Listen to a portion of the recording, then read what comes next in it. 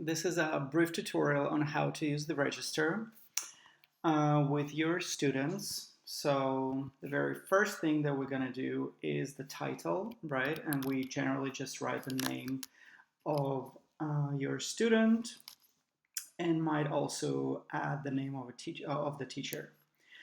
Then here, the first table that you can see is self-explanatory. You just write the student's name, the teacher's name, and the course book in case you use one. All right, then the timetable, whatever the time is, you just add it here. Okay, let's say we have classes on Monday and Thursday at 1 p.m. It's very important to also write the time zone because you and your student might live in different time zones. At the very top, I mention here, please use reverse chronological order. So why is it important? It might not seem important at the very beginning when you only have done several classes, a few classes, but when you've done a lot, you really don't want to scroll down 50 classes through pages and pages of text just to find the class that you're going to do today. So it's very important to go the other way, okay? Then, to separate a class from a class, you just use a separation line between classes, okay? So we go, as it says here, to insert, and then horizontal line. So once you click on it, it just draws a line through the whole page, okay? So you really don't want to use a dash and be clicking on dash for a long time just to draw a line, okay? Then we have a template for each class, okay? So here we have zeros. So now I have only the first one and we want to start the first class, right? Let's suppose. But before you do that, the thing you want to do is you copy this template and paste it at the top. So why do we need it? Because here, have a look. Let's suppose we start the first class today on the 30th of May. Then you add the year, okay? So, and then we have homework and the class procedure that we have here. So let's suppose we write a lot of information, okay, in the class procedure.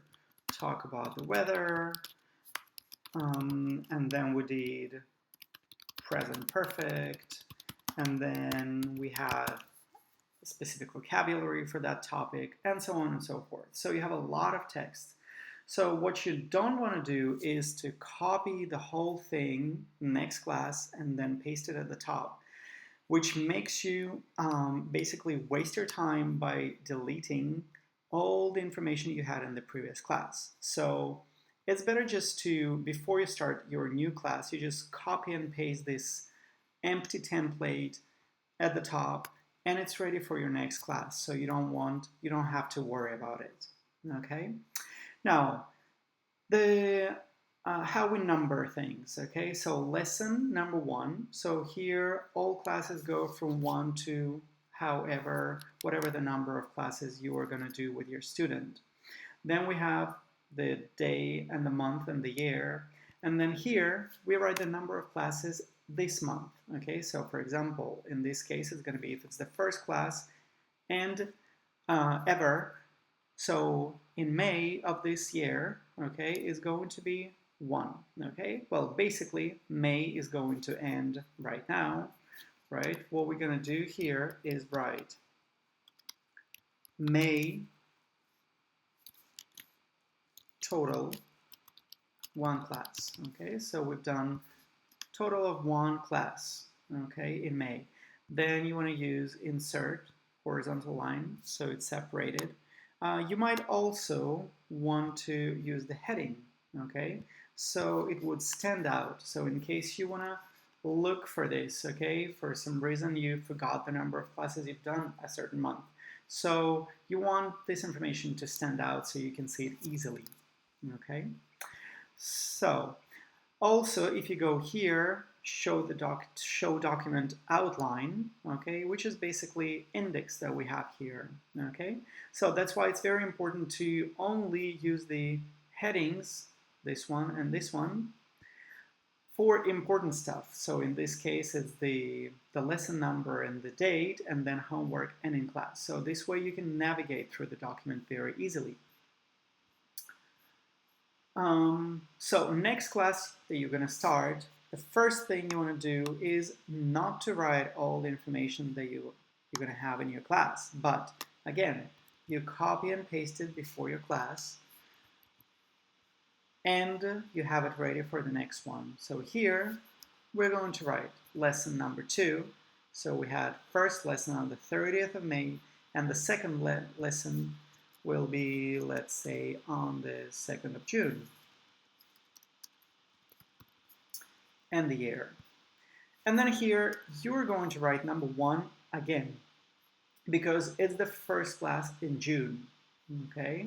So this was the first class in May, this is the first class in June. Okay, obviously, because June has just started, we'll probably have more classes in June, and then you're gonna write number 2, and so on and so forth. So once you get to July, you will start with number 1 again. However, the lesson number will not start from the very beginning, it will continue, okay? Whether it's 10 lessons or 50 or 100. Okay, let's leave the template ready. And that's it. So hopefully this tutorial is going to explain things to you and clear any doubts. But if you have any doubts or questions, do not hesitate to ask me. All right, thank you.